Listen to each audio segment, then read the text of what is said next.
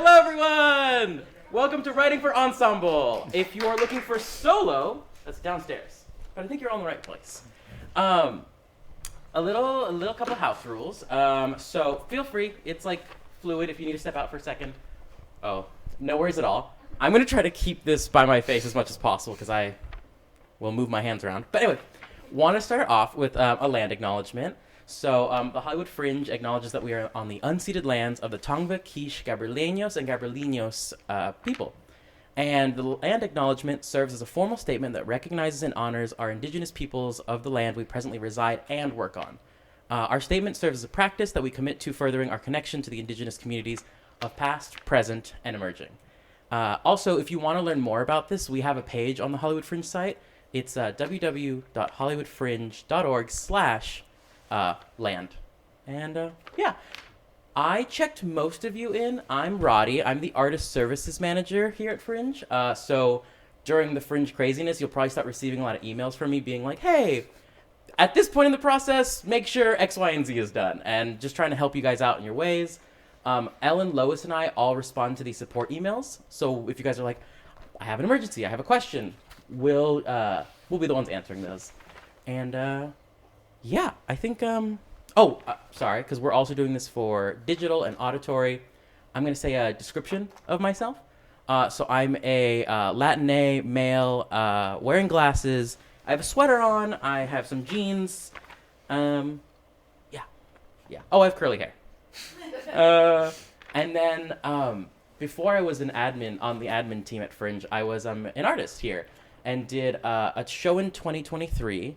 Loved my experience, and then when there was a job opening, applied, and 2024 was the first year I was running around doing things, helping the artists, and I've truly loved it. So that's about me.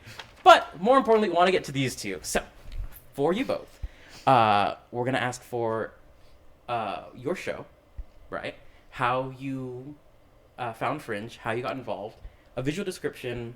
My pronouns are he, him, and then your pronouns. And yeah, if you want to start us off. Are we talking about the show we did this year? You can talk about like your beginning experience. Oh, got and it. the show Okay. you did this year. Yeah. Got it. So absolutely go for it. He told us to have nothing prepared. Just off the cuff conversations. Yeah. So yes, please. Oh, okay. Hi, I'm Pam. She, her, 5'11", size 11 shoe. You wouldn't think, but it's real. Freckles, almost translucent, white. Hi, I've been doing Fringe since 2017. My first show was a musical that I wrote. It was like a 15, 16 person cast in a very small space. I don't recommend that. That facial expression is appropriate. It was a lot. But I've done musicals. I've done comedies. We did a 2-person show last year. I've done cabarets. I've written all of them and performed in them as well. Producing is my least favorite part of Fringe, but it is a necessary evil. Is that it or more? But if you could include the I'm name. a Leo. Oh, great. That's fantastic. That actually was Oh, the thing the we were names missing. of the shows. Yeah, if it's all right.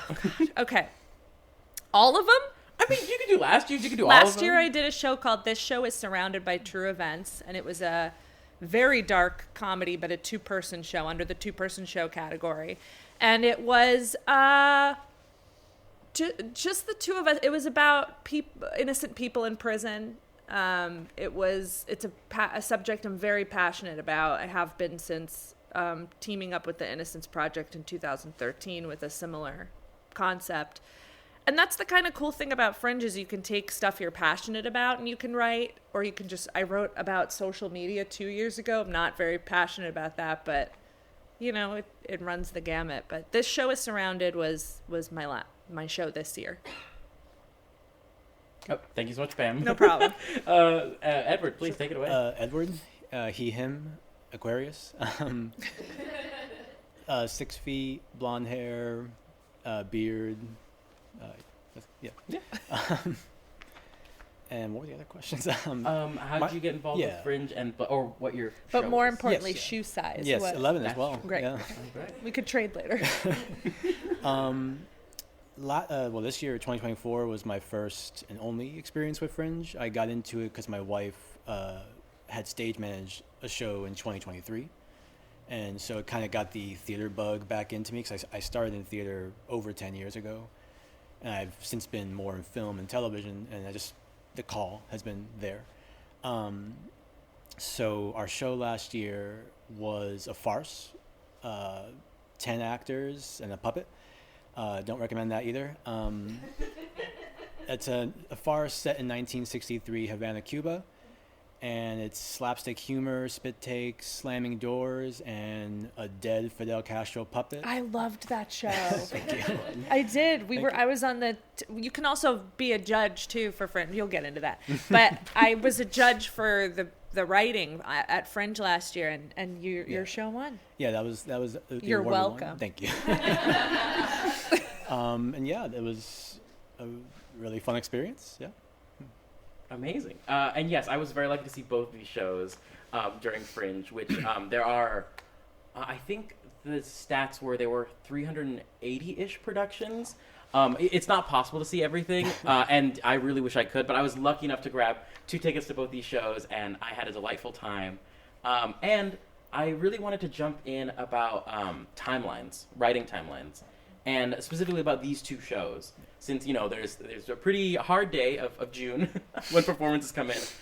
What does the timeline look like from inception to presentation? For us specifically, I mean, I collaborate with my wife a lot on it since she's of Cuban descent, so it was more for authenticity. We had started in maybe mid-October, knowing we wanted to do something, and just trying to come up with some sort of an idea. The show that we presented was not what we first came up with. So really the timeline, I'd say, was maybe about 2 weeks, just coming up with, let's do something big, let's do something fun, let's do something a little crazy, outrageous. And this was before the puppet. The puppet was a last minute thing where an actor dropped out and in like April, and we had and my wife made the puppet in like 2 weeks, and it was crazy. So yeah, from conception to writing it to outlining it, I would say maybe a month and a half. The actual writing was maybe 2 weeks. It was more, especially with a farce, I think it was more time just seeing this happens, this one up, because for a farce it just had to be nonstop like that. So more of the outlining took much longer, maybe a month, and then the writing 2 weeks, yeah. Gotcha. Yeah, Pam, what about yourself? I would say during Fringe, I think of about like 6 or 7 shows I want to do next year. And then about October is when I start writing the winner, or like 2 of them. And then whichever one keeps going, that's the one that I force all my friends to do table readings of. David's been forced, he knows. Awesome. Because you both have ensemble shows, and because you're all in the ensemble space for this, does your approach to, because you've been doing theater for 10 years, outside of Fringe and at Fringe, is there a shift that you're going into when you're writing and to present at Fringe for an ensemble show? And then what is that? Less is more. Okay. Yeah, I mean, at Fringe, you could come on in. In. At Fringe, you can... when you do your show, there's a show coming in right after you. Literally, you have 10 minutes to strike your set. So writing the piece for Fringe is very specific than writing it for an actual run that you're doing at a theater. Less is more is a big rule for Fringe, I think. Yeah, I agree. I think what helped me the most was I wrote for a specific theater. So I knew the space, I knew what we would have to get out of there as fast as possible and in. And so yeah, knowing the space, touring theaters, going to see other shows, and then writing for that space was the most helpful. Like it helped just the structure of, especially for a farce with different entrances and exits, knowing your space is really helpful, especially for what your limitations are.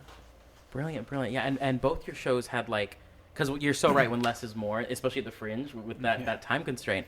Both of yours had such elegant transitional moments where you're we're going to jump from point A to point B, Was that something that Well, you... that's the other thing. Yeah. So you don't get a lot of tech time. We were really lucky because we've been doing this for so many years that we knew the people at the theater, so they were able to we were able to negotiate some extra time, but you really want to keep things simple but also inventive. So with the limited time that you have to do tech, go into that tech knowing exactly what you want, and then the stage manager that you're assigned will be able to kind of either lower your expectations or even kind of design with you and come up with stuff. Yeah, a lighting change can do a lot of heavy lifting. Yeah. And then just the creative solutions. I had no idea that an actor dropped, and then that's how the puppet came to be, which is like just such a fun workaround. Like that puppet was. It was fortunate. It was just a different Fringe show wanted him more, and we just had to. Oh wow! It was obviously for Fidel, and it was hard to find an actual Fidel. So it's true. So we made a Muppet Fidel. Fantastic. Edward, we actually spoke right before the panel when I realized, we need to start the panel about editing. And I want to extend this to both of you, which is, I'll do the blanket and then we'll dive in deeper, which is like, when is the work finished? I'll let you know. Soon? Soon, okay. Any day now. Yeah, during rehearsal and even during some productions, I would lean over to my wife, who's the director, and just say, we should change that line for the next show. Like it never stops. And it sounds bad, but if you're really into the show and it's something you're really passionate about, it's just you want it to be perfect. You want to fix it. You want to make sure that it's working correctly. Throughout rehearsal, especially for ours, jokes just came out of nowhere from the actors, from improvisation, just from mishaps that happened. Like when somebody couldn't do something physical, I'm like, well, why can't that happen? Why can't she do that? And so we kind of use that. We kind of lead into that. So yeah, it never really ends. Like, and afterwards, even after Fringe, where we expanded the show, like I think it was July 1st or July 2nd, I went right back into rewriting it because I was so excited. Oh, okay. So immediately after closing night, you were like, I have the edits. And you hear the actors' voices in your head still. If you're going to keep the same cast, which you can, of course, and I don't know, if you're writing for somebody and you hear their voice, it makes it all that much more easy. So. Yeah, if Fringe is the first place that your script is being done, like they mentioned earlier that a lot of shows are already on tour or they've been having performances, usually those are pretty locked in, but if Fringe is like the premiere of your show, it's going to be a workshop process no matter what.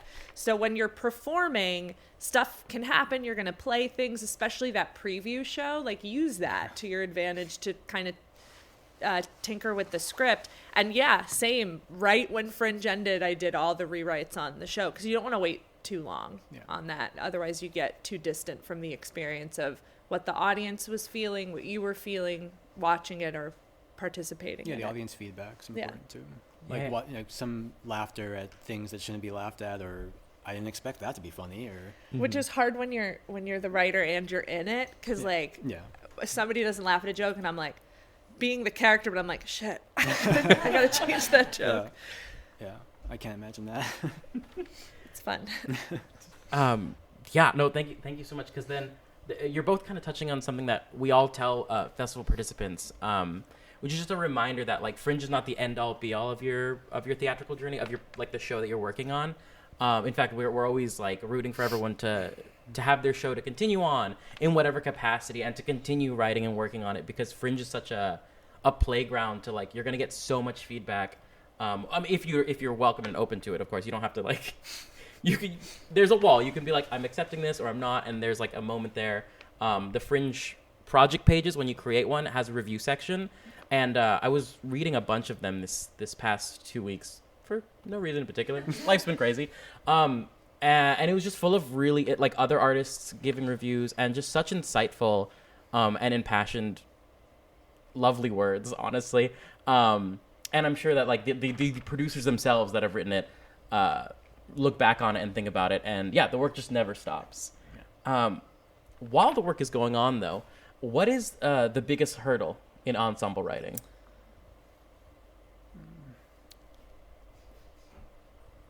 I mean, keeping track of the characters for me, at least, just especially for 10 people, just or knowing when to stop. I think because I wanted to keep adding characters, but then you have to remember limitations and I think serving each character properly, like making sure that they're there for a reason. Because if you don't want a character who exists and doesn't really have a point of being there. So I think the biggest hurdle was making sure you serve them all equally. So Absolutely, yeah. Yeah, I think Fringe, God, love it. Look, if you're doing let me get real with you. If you're doing a show that's an hour and a half or more, it's really hard at Fringe to do a long show. Audiences are going from show to show to show. Then they check their schedule. They're like, oh, God, this one's an hour and a half. And they've seen some bad, Fringes has mix of great shows and bad shows. They've seen some bad, long shows, and you got to sit there, and it's hard. So I think when you're writing the show, keeping in mind to try to keep it around an hour, even though it's a big cast, I think an hour to an hour and a half, not over an hour and a half, is your best bet. Because the audiences are made up of Fringe participants. At the end of the day, like, your friends and family comes, but the participants are your major audience members, and they don't want to sit through a very long show. yeah, that was my biggest worry, is just seeing the page count go up as I was writing. I'm like, I should end this. I should end this scene, and it's getting too long. End it. Is this 50 minutes? Is it 60 minutes? Then we would do all these time checks and all these read-throughs. Of just me and my wife reading it back and forth to each other, trying to hold for hopeful laughter. And, Hold for it always ended up being longer. So Yeah, I think that's such good advice, because aside from quality of show and audiences going, it's a really fast-paced environment where one theater will have maybe 15 shows in a day, just back to back to back, and like, you don't want to go over your loadout time or even your planned like show time, because you're cutting into your fellow artists' next load in, and it is chaotic.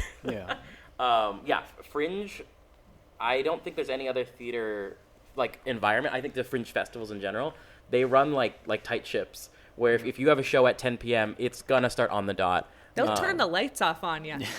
I've seen it happen. It's really awkward. I want to jump back to the creative process, because both of you were saying it starts around October, and obviously these are like loose timelines. No, if you haven't started yet, then no. Then don't do it. There's still time, I promise.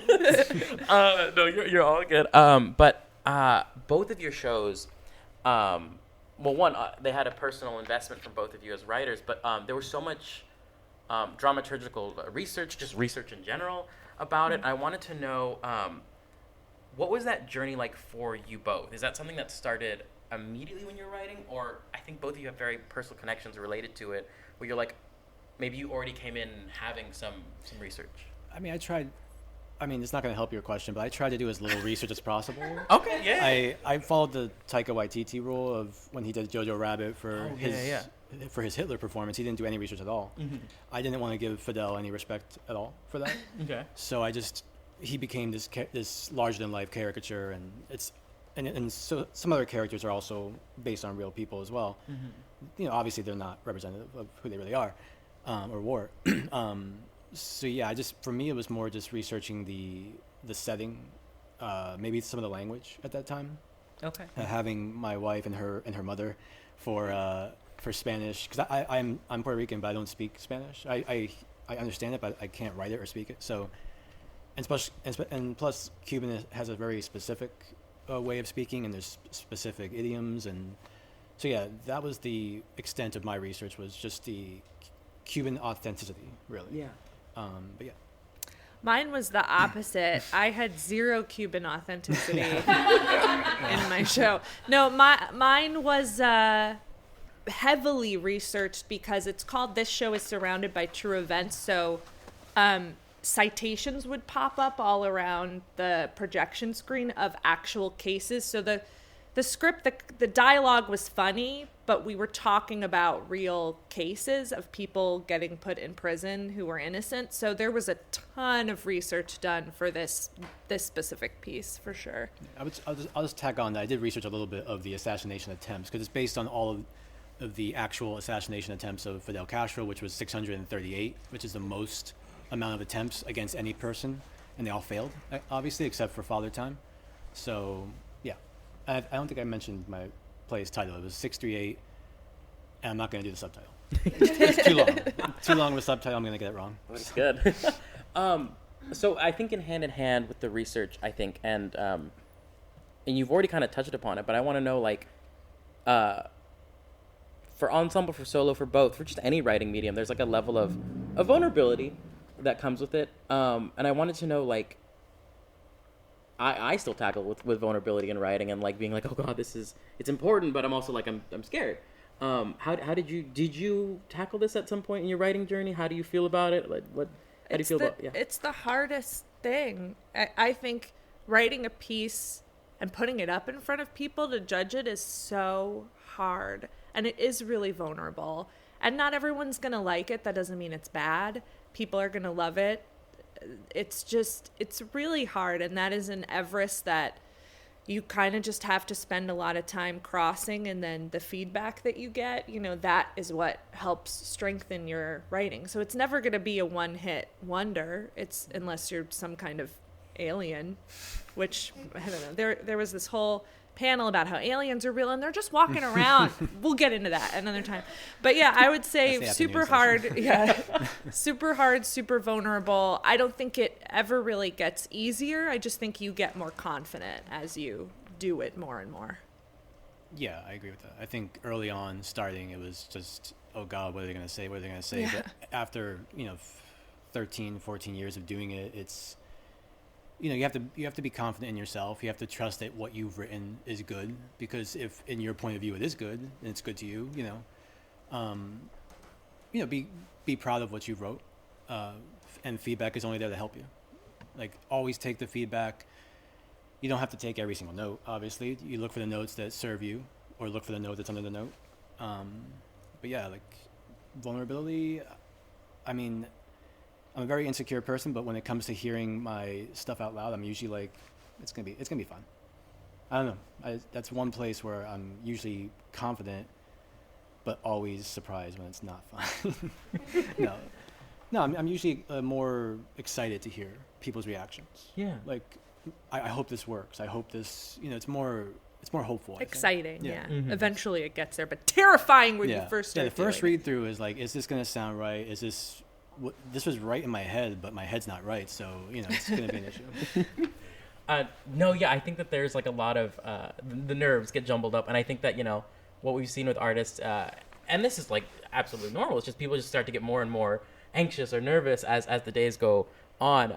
Thankfully, I mean, most of our producers are also involved with the shows, right? So a writer is also a producer in many cases. And there's a lot of other things to be distracted with, being like, oh, right, I got to go print postcards. I got to go do X, Y, and Z. So it's a little bit of both. Where it's like that anxiety can be channeled in through a lot of like your to-do lists building up to Fringe. Definitely. If that serves you. If it doesn't, I hope they're not like daunting distractions. Oh, right. So touching on vulnerability, kind of flip-flopping around, I wanted to talk about writer's block and how, because, if the process starts whenever it starts, right? And writer's block is just the same part of that process. How do you guys tackle that when it comes upon you? I think it comes for me, at least in the outlining phase, more. It's more, once I know what I'm going to write, it's figuring out the issues that I made for myself in the outline and trying to, like, dialogue comes easy to me. So like that doesn't really cause writer's block. It's more just the next scene. I think if you outline, very meticulously, I think you'll be fine when it comes to that. But as far as, I don't know, I do suffer from it. It's not like it's not a problem for me. It's just when it happens, I think you have to accept the fact that even on a day where you think about writing and don't write anything, you're still writing. So even if you're not writing, it's, you're formulating the idea. Mm-hmm. I tend to not do outlines and everyone has their own process, but I kind of like writing like I'm the audience member, so I let the script kind of write itself, which happens to help with writer's block because I'm enjoying it as an audience member, so I'm like, ooh, what would I have happen here as somebody watching it? How would I want that to go? So that helps with writer's block, I think, a little bit. Yeah, I never used to outline, but early on, but I would write like that. I just found myself, at least for me personally, I would never know where I was going. So Yeah, same, but whatever. it could be fun sometimes. You I just do that. end the show. The lights go out. Brilliant. I think in a moment I have like one or two more questions, but then I want to throw it to everyone else here, and so I'll be walking around with the mic and I'll hand it to you and we'll get those questions. But before I jump to that, curious about like. No, it's fine. Curious. I really don't want to mess this up. He's sweating. I want to ask about any general advice going into this that you wish you knew, whether it was your most recent production or your first production, about ensemble writing that you wish someone had been like, hey, here's this tidbit. Don't try to do it all yourself. Please get a good team of people that you trust to help with marketing, especially. The biggest advice isn't even about writing the piece. The piece is going to happen. You're going to cast it. It's going to be a lot of people. It's going to be what it's going to be. But how you get successful at Fringe really is the networking aspect of Fringe, going to the office hours, I struggle so much with just approaching people with postcards, but that's literally when you go to office hours, that is what that's for. So everyone's there with a show. Everyone's trying to promote their show. So don't feel intimidated or scared to go up to people with your postcard and get them interested in it. And that is the best. I remember one day, it was a matinee performance. I went into the bar and I went up to this group of people. I was like sweating. I was so nervous. And I just had my postcard and I'm like, I just want to take up 45 seconds of your time. This is my play. It's right in here in an hour. They were there. They came and they sat in the front row. And I'm telling you, that is the best way to get people to come in. Marketing is the hardest part of Fringe, I think, in my opinion. Yeah, I'll second, like, just have a good team with you. I don't think our show would have happened without our producer, because she knew the ins and outs of Fringe and just of getting the show on its feet. And yeah, the same thing about those office hours. Like, I stand in the corner and hope people come to me. And, I practice my aim for my postcards just to get it to them. But yeah, the same thing. We approached like a group of 4 people or 5 people who were doing Fringe. They were in from Arizona, and we gave them our postcard. We had a 10:30 show that night. We were afraid, oh God, no one's going to come to a 10:30 show on Thursday for an hour 15 or hour 10 show. And we approached them, which is unlike us. We're very shy, all of us. And they came and they left reviews and they followed us on social media, and they're some of our biggest champions. Like, you just have to really open yourself up to making those connections. Like, those are people we're going to know for life. And, and we saw their show, it's be open to that, because you're going to make a lot of, fast friends here. There really is such a thing as friendships. That is a real thing. I met a couple people this past Fringe that I now, every time I host a table reading, I reach out to them and cast them, and that's the thing. When you go to see a show that's so good at Fringe or like has so much potential, you're gonna go up to those people afterwards and you're gonna be like, I loved your show, or you're so funny. And that's how, that's really how you meet people, and it helps because they'll come see you in a heartbeat. Yeah, absolutely. And it's, because Fringe is this whirlwind, but there are so many things that happen post Fringe that just through connections that are made, and I think that's the friendships that last really do. The Hollywood Fringe Festival is there's a big majority that's pretty hyper local, so a lot of the artists you're meeting continue to work in Los Angeles, and so I know of a handful of pockets of writers that got together during Fringe, like amidst the end, and to this day they're still in like writers groups sharing their work. And I think that was the biggest thing for me as well, like before being an administrator, being an artist, being very scared to hand out postcards, being very scared to like jump into this big fishbowl. But like finding that community that you can always rely on or like ask questions to was, and still is, such a rewarding part of the job, or just part of the experience of like connecting people with each other, but also just seeing it happen organically. Yeah, thank you for that. I love it. But I'm going to turn over to you guys. And I guess we'll do like hand raising system and I'll just walk over. Yeah. I don't see. I trust everyone's catching ability. I can't throw to save my life. I think Lois told me that. I think so. But also, so like, please say your name, your pronouns. Also, like the show you're working on. If you have a name. if you yes, a name for the show or like pending title, whatever it is. But Thank you very much. Hi, Jonathan. He, him, Leather, the musical Parodies Lost is tentatively the title right now. Cool.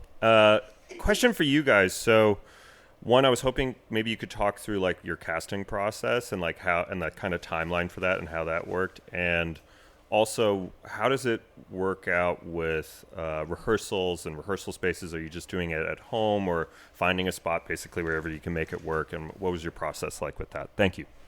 All of the above. Yeah, I mean, wherever you can rehearse.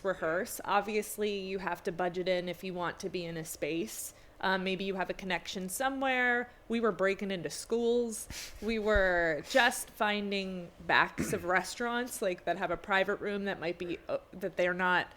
You could really think outside the box with rehearsal space and stuff. For casting,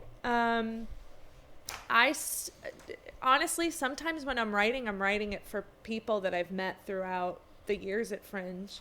So that's part of the casting process. But I would say to start your rehearsal process probably towards the end of April, I feel like. Yeah. Right? I think for us it was a little mid-April just because we had a bigger cast. Yeah, so casting, having it cast by March, is probably a good idea. But again, every show's going to be different too. Yeah, second, for the rehearsal, obviously with a big cast, it was a little harder. We were in church basements. We were at the AFI, which is my alma mater. We booked a room there. Thankfully, we did it in our apartment, our one-bedroom apartment with 10 actors. It was very hard. Yeah, anywhere you can find it, because you're not gonna really have time in the theater to do it. No, they don't give you time in the space, so keep that in mind too. That your tech rehearsal, I think you get 2 blocks of tech usually. Yeah. So you're going to want to do the lights on that first one and get the cast in on that second one. Yeah, I would take pictures of the theaters too, so your cast knows where you're going to be, because we had a very hard time reminding our cast, like, there's a door here and there's a little divot here, so. But contact your space after you book the space. Contact them, see if maybe they can squeeze you in on a Tuesday night or something like that. You never know. And really, those rehearsals in the space are so valuable too, if you can get them. And late Feb, early March, we started casting. But I also wrote it for a few of the 10. I wrote for people we knew from like college. I'm like, oh, they're gonna play one of these roles, So. Brilliant. Yeah. Thank you. I'll pass it right next to you. I just want to add. So registration for shows opens up February 1st, and well before then, we're working on a participant packet that has like a bunch of resources, and one of them does talk about reserving like rehearsal space if you want to go into a theater space and like a living room or that kind of space just isn't available at the time for you. That packet will have discount codes that are specific to Fringe participants. So like there are a handful of theaters that have opted in. And they offer discounted rates for their rehearsal spaces. But also, can you name what spaces you were in? I didn't even ask, and sure.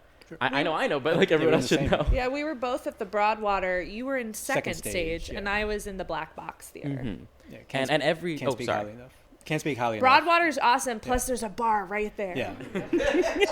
That's a good bar, too. and every space is different. Every theater, I should say, is and their spaces are all different on what they do with their rates and their pricing. Right now, there are venues listed on the Fringe site.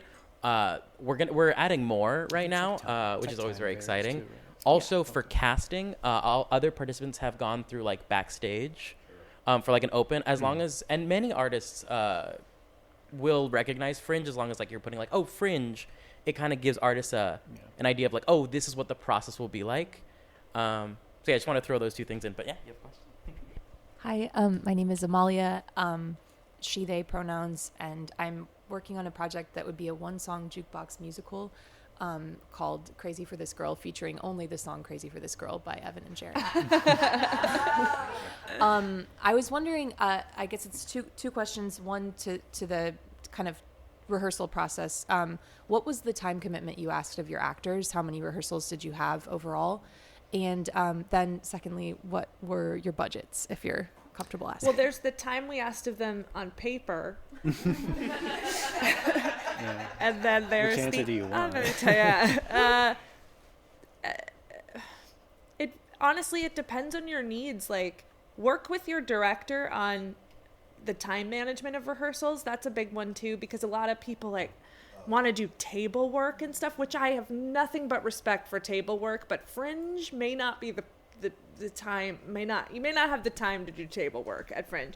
So it's honestly like mapping out your rehearsal schedule is really important, because you really don't have a lot of time, and especially with a big cast, everyone's got, scheduling conflicts. Things will arise, things will come up. Have a good backup plan. Stay flexible. Stay puppet. Yeah. Like, Yeah. like stay flexible. Make them all puppets. Yeah. Yeah.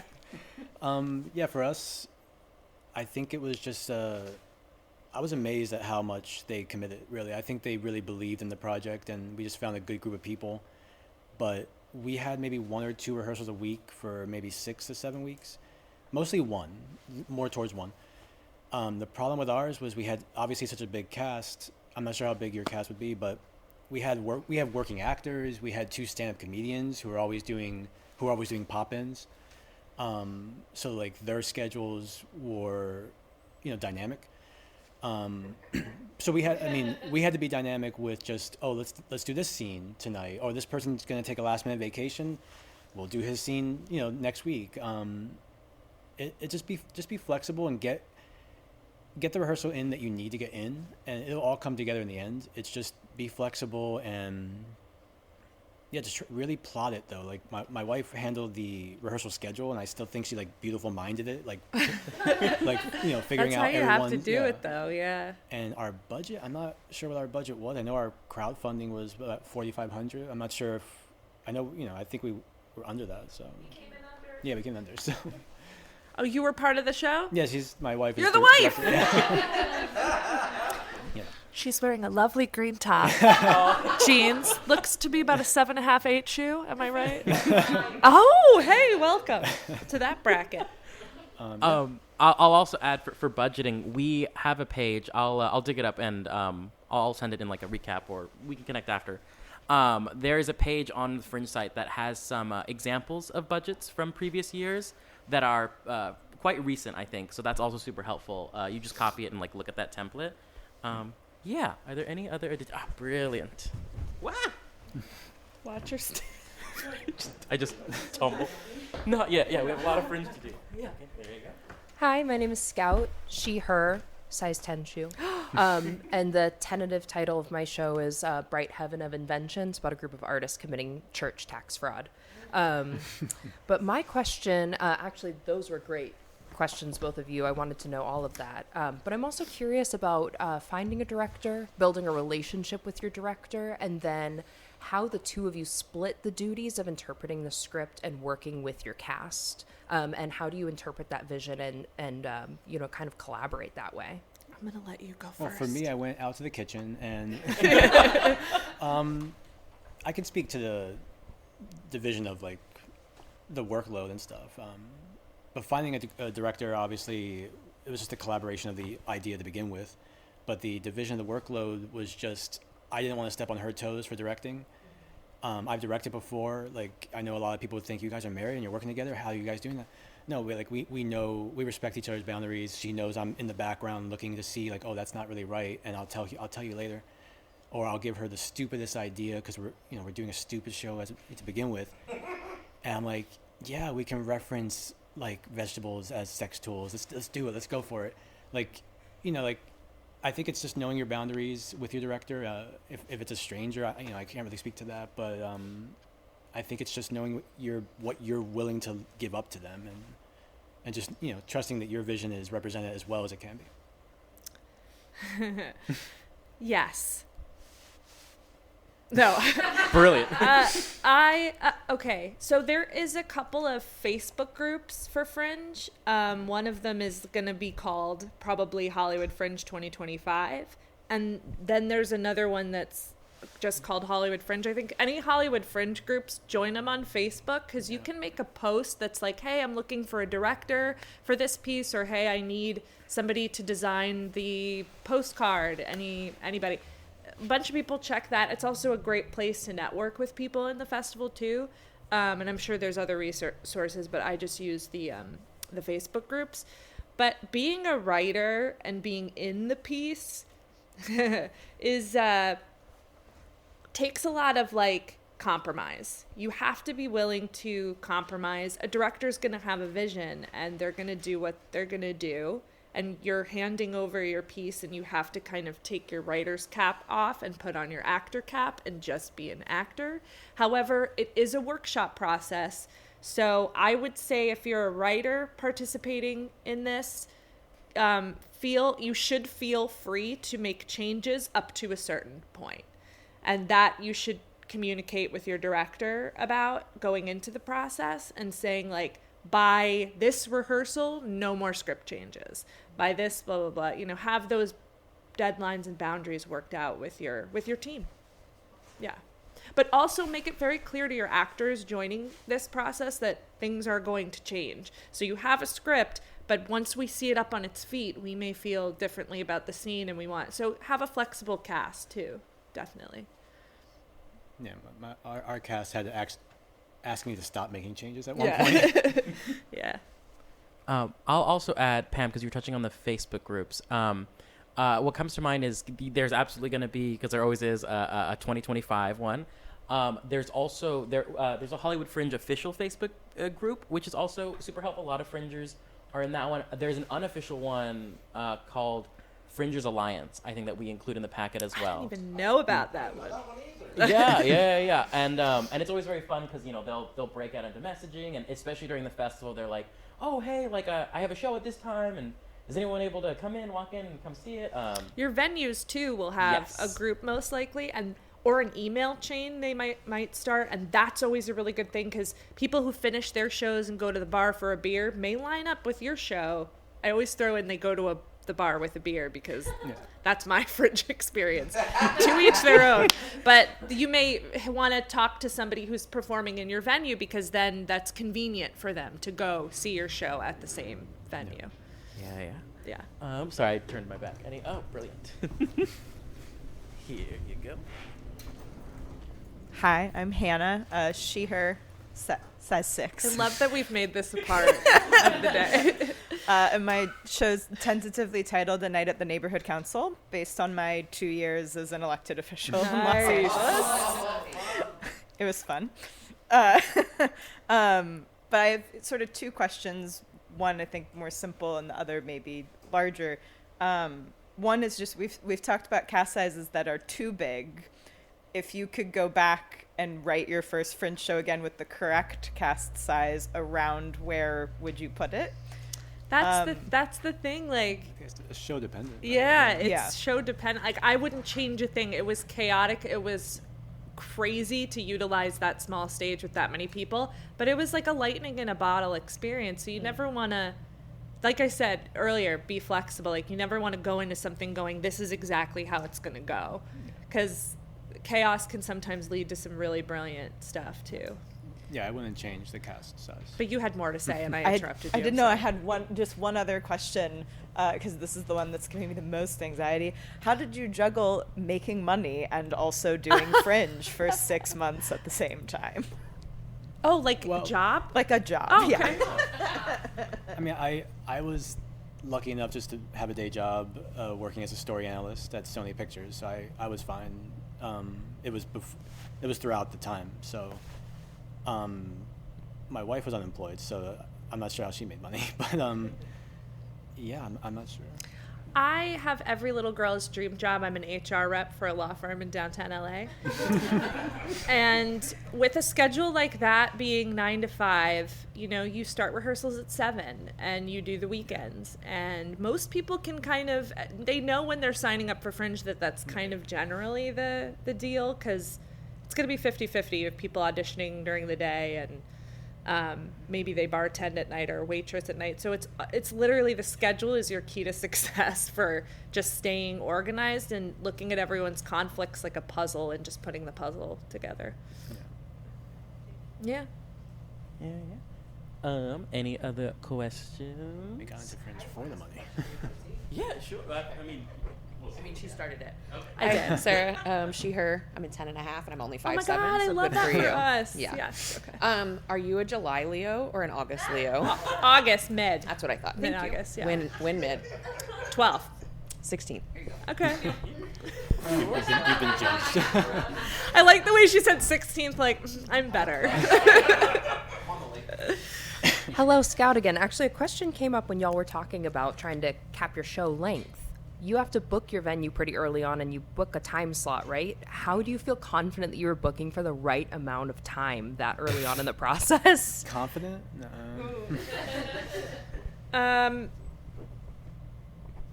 No. Just like I keep going back to this, but you just have to go in with the plan and stay flexible. That's it. And less is more. I'm saying this because it's really those things apply for sure. I mean, Yeah. I had my script done early December, so I kind of knew it was going to be around an hour. So the biggest thing for us was, do we book for an hour and a half? Because I knew it might spill over, because obviously I wasn't planning for any laughter or holds or any mistakes. So we just erred on the side of caution and went for the 90-minute slot. And thankfully we did, because we kept expanding.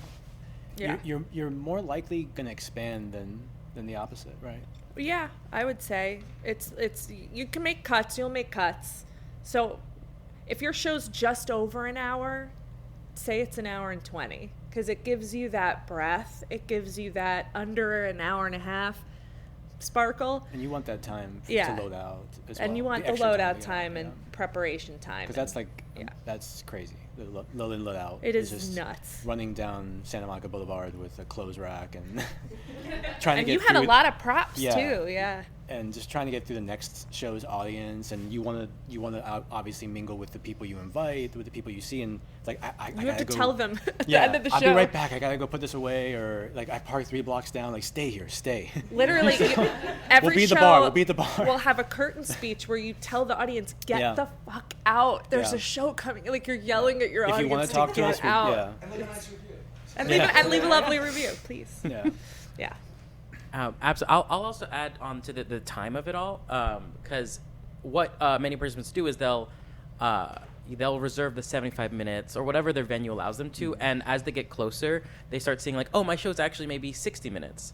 And as long as you're updating that on the website for the audience side of it, you still have that block. So yeah, it absolutely helps with the load in, out. Yeah, and voters, people who vote for the shows, like whether they're award voters or they're just the venue voters or something, they have a very tight schedule of shows. Like last year I was insane. I wrote, performed in 2 shows and produced 2 shows and voted and was a freaking voter. I will never do that again. It was a nightmare. But I saw like 37 shows last year. That's again another appropriate facial expression. It was a lot, but I will tell you that from the voter perspective, like having my tight schedule, if a show was running over, I would get so mad and I would write it in the review like, you said you were 75 minutes and it was 80, because it matters. That 5 minutes travel time too matters. Yeah, and some theaters, like, they'll close the door policy where, like, let's say you're 5 minutes late to your show, you're not going to be getting in. And then on the flip side of that, if a show is running long, there will be a moment where sometimes, like, a judge or someone who has a next commitment will, like, have to slowly... You see that judge walk out of your show. It's so horrible. It's horrible, but... you Definitely gotta sticking avoid to your that. time is the name of the game. Yeah. Any other question? Yeah. Oh, we'll go here and I'll go there. Hi, Mary and Wes. We're doing an 80s video game musical, tentatively titled One Up, but that is already a movie, so we got to figure it out. Title. When speaking to finding the right cast size and writing for ensembles, we have like 5 leads. We're like definitely these 5 people, and we're trying to figure out how many additional people. And I know you find the people who love doing a show at Fringe, and a lot of them are unpaid, and they're doing it for the love of the game, but you obviously want your actors to feel like, when you talked about servicing your actors, so we're like, okay, each one should have at least like 1 speaking role. But then it's like, you find people that are just ensemble, and also how do you figure out who you understudies? Because I know I produced a Fringe show last year, and we had one person understudying like 6 roles. Is that normal to do? I mean, since I've only done one show, we didn't have any understudies. So that was kind of walking a tightrope. Which is why a puppet ended up playing. Right. Yeah, the beard came off, so he was very versatile. Yes. But, you know, like, we also had, my wife's an actress as well, so she could have stepped into one of the roles if we needed to. But, I mean, for that, I mean, you have more experience with different shows. I do have a lot of experience with people dropping out last minute and having to figure all that out. Look, it happens. It sucks. When you cast people, you tell them this is the deal, this is the show, and if you know in advance that you can't make a performance, you have to let us know. And then you have to make the decision of, well, is it worth it to get one person in for this one night, or do we just recast the role entirely? Yeah. And that is with any show. That's not just Fringe. You know, just kind of figuring that stuff out. I would say less is more on the understudies. Definitely you can have somebody who you know is just excited to be a part of the process, who would jump in and get it. Maybe they have to creatively hold a script on stage. That might have to happen.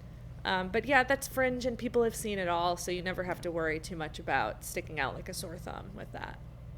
Yeah, as far as like compensation for the actors, we toyed with not compensating them, but we ended up, you know, just working like, I think it was ticket sales into their, like, percentage wise, which I think also gave them more incentive to, you know, be more committed, obviously, and show up and budget for paying your actors. And even if it's just like a stipend for travel or gas money or something, a little bit goes a long way. Yeah, they should be, you know, they should be valued, obviously. And as far as serving each character, I mean, for me, I tried to give even like the 10th person on the call sheet something of an arc, something to work through. And since ours was a farce, I think I tried to dish out the commodity of jokes.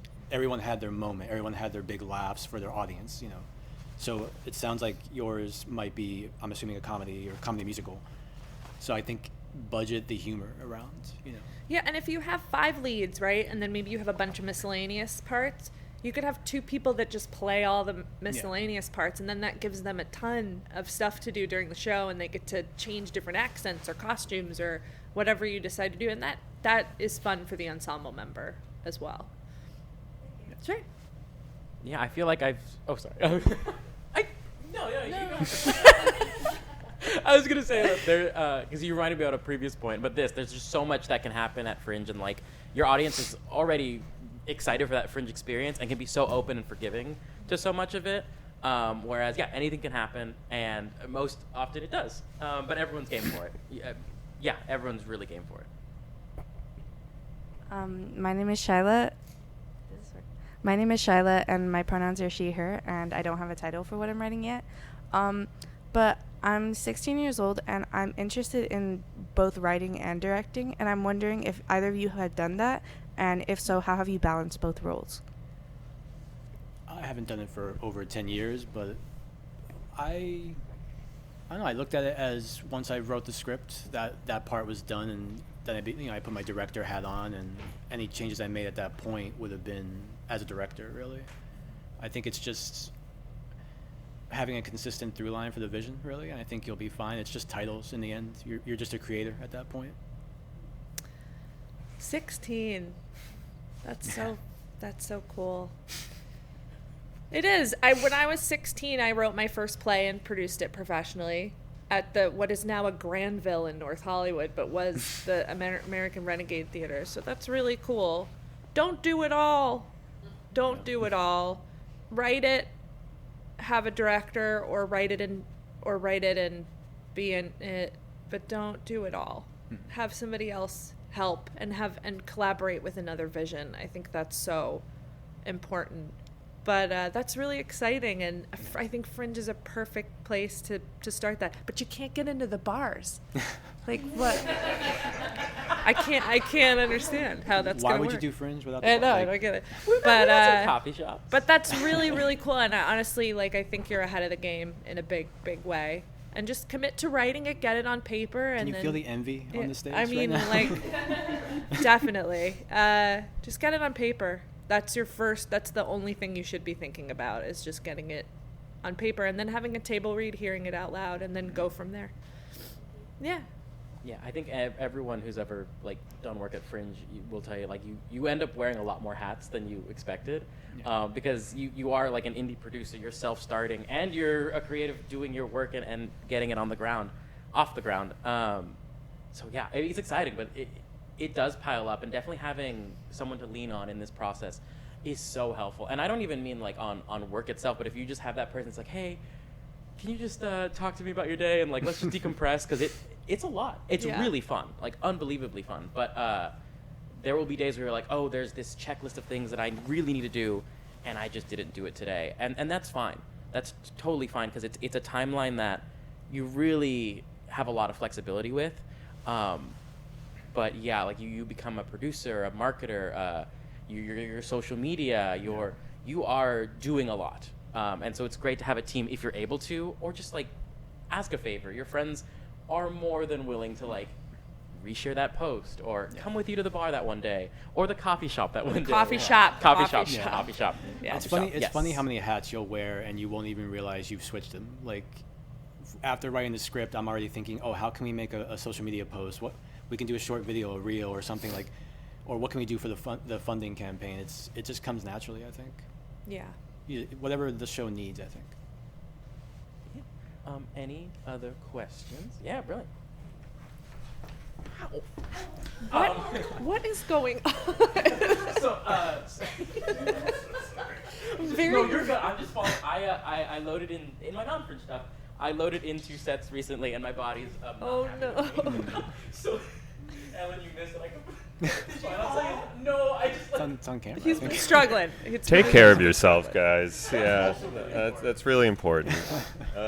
Jonathan, again, I was just going to ask, like Pam in particular, do you have any advice for staging a musical? It sounds like you had a really small spot, like that you were working with. Maybe what are some things you came up against while trying to do song and dance numbers, and maybe in tech as well, that you would recommend, looking out for, maybe even in the writing process? Just utilize every inch of that space. Get creative with it. Like, you're not going to have a ton of backstage space if you're in a small, space. So figuring out how to have your actors on stage in a place, use them as props, use them as set pieces too. That always kind of helps to think creatively of how people can be set pieces as well. I'm not a director. I can't do it. I can't. It's so overwhelming. I applaud anyone who can do it, but that's the key, is how your director utilizes the space. And putting people in the audience sometimes is kind of, if you're looking for something immersive, maybe a little outside the box, all that stuff. Yeah. Did you work with a choreographer at all? We did. It was a lot of hand choreography, a lot of arms and hands, but yeah, we moved around a lot. It's just the rehearsal process, drilling it, making sure no one's bumping into anybody, and it'll look so much more complicated than it actually is. And once people know what they're doing, it'll flow smoothly. Should. Yeah, we didn't do a musical, but we did have a lot of people choreographed scenes in silence in the background. I think play with levels, play with foreground, background. Utilize the space. Our director obviously did that. We also used the entrance to the theater itself as an extra exit entrance for some characters to reappear there, which would surprise the audience because it's right on the side of the seating area. Just get creative. Yeah, get creative and try to keep the audience on their toes and invest it. Really, they're there with you, and they know what to expect from Fringe. They're not going to be like, oh, that's not real, or I know that's they'll be on the ride with you. Yeah. Awesome. Are there any last questions? If not, we can just round us out here. Brilliant. Edward and Pam, because I know we spoke really briefly, Edward, about the show coming back. If you could just briefly talk about that to round us out, and then Pam. 638's coming We'll back. talk We haven't announced it yet officially. Just now. No, we're super excited. The puppet's excited. He's creeping me out from our closet. I hear him ready to come out. It's coming back in late January right now, tentatively. You can follow us at Instagram, 638play. It's a super fun show. It's a bunch of Latine talent. They're funny as hell. I can't believe they're with us. Like, I cannot believe they're not cast in, like, the big budget movies right now and TV shows. They're so good. It's a fun hour-and-a-half romp. There's slapstick. There's spit takes. There's switcheroos. There's a puppet. So yeah, it's super exciting, and I hope to see you guys there. And I'm so excited for it to be coming back. Like, I've been asking my wife, like, when can we book a theater? Cause I finished the rewrites in July, and I think it's so much better than it was before. And it's, I've been a writer for 15 years, and this is the first thing I really feel like is really good. So. Is it a question of the piece that I just did? What? No, I think all your work is really cool. So if anything is coming on, do you have anything for 2025? Oh. The answer doesn't have to be yes. 2025. I'm working on a drama because I've never tackled the drama category before, but I'm a comic writer first and foremost. I don't know if you guys picked up on that. So there will be a lot of comic relief in this drama, but I've been working on a version of it for years, but because there's so many things going on with HR at a law firm, I only have so much time to revise it over the years. But yeah, I'm excited about that. So that might be my 2025 Fringe show. I think if it's not going to be that one, I may actually just be a voter, be a judge this year, which would be weird, and it makes me uncomfortable, and I'm sweating. But it would be fun to kind of experience Fringe for the first time as not actually like participating in it as a creative. I think it would be a big lesson, a big free for all. Nice. Yeah. I also just had one more thing that I want to ask, because I'm really fascinated about, like, if we just end this workshop, like, what's my thing I should be doing right now? What's the next thing I should go for? Like, That's a really good question. Thank you. So I've just gotten up from my seat. I have a couple other panels today as a participant. Like, I'm going to do other stuff, do other things. But like this afternoon or tomorrow in my free time, what's the next thing I should be working on? What should I be doing right now? What would you recommend? Go to the bar, right? Go to the bar. No. Right. Just make sure your piece is written. If your piece is already written, start thinking about who you might want to direct it. Then the next step, I guess, would be casting. Start thinking about how you want it to look visually. The postcard is a big deal because there are hundreds of postcards at Fringe, and you want yours to stand out. You want yours to You're look. gonna see it over and over again. Yeah, you want it to look really professional, really good, and that's where a lot of your attention should go. And those three things, I mean, the venue's going to come, in January, February. But right now, focusing on the actual material is the most important part. Yeah, just be writing and finding your team. If it's not just going to be you, but it shouldn't be. Just perfecting it as much as you can at this period. It's going to change anyway, but just get it to a place where you're happy with, and then get your team. Also, does anyone have the score of the Lions game? Okay, come see me after. Well, awesome. I think that wraps us up for today. For this session. There's so much more stuff happening today. I didn't mention it, but I'm a size 10.5. Oh, cool. You are? Me too. We'll talk after. And so in this room, coming up next is... Oh, shoot. You are too? It's weird to walk into without knowing. Up next in this space, we have a discussion on immersive theater. I need to look this up really quick. Oh, you're good. Immersive theater. And then in the lower stage, we're going to be talking about writing for the stage you're at, because different theaters, different spaces. I'll be moderating that one. But yeah, I mean, thank you so much, Pam. Thank you so much, Edward. Like, if we could get a round of applause.